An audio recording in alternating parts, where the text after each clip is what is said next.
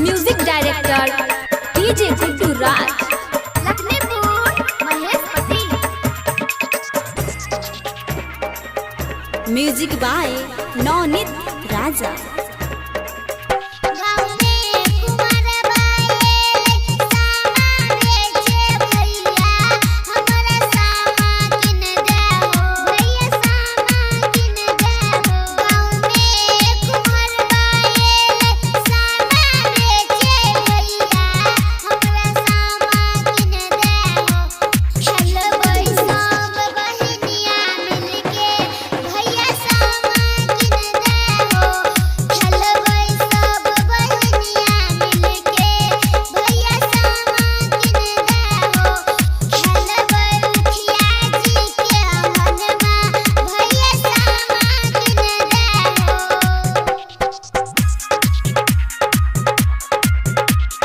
Music director DJ Guddu Raj, Lakhanpur Mahesh Pati.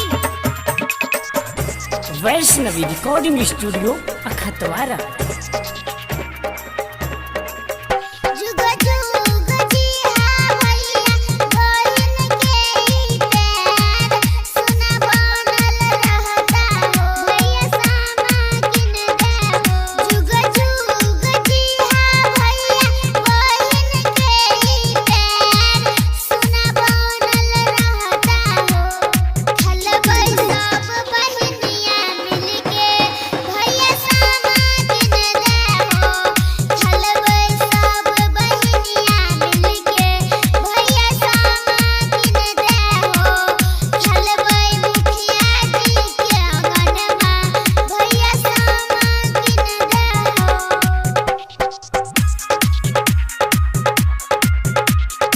Music director DJ Guddu Raj, Lakhanpur Mahesh Pati.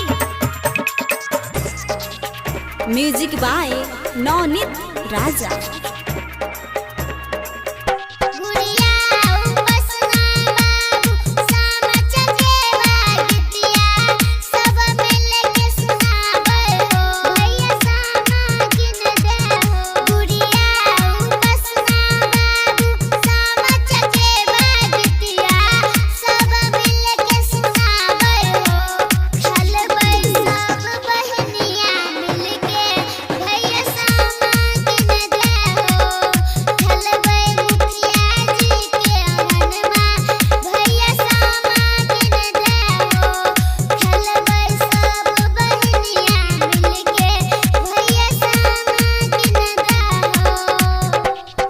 Vaishnavi recording studio अखतवारा।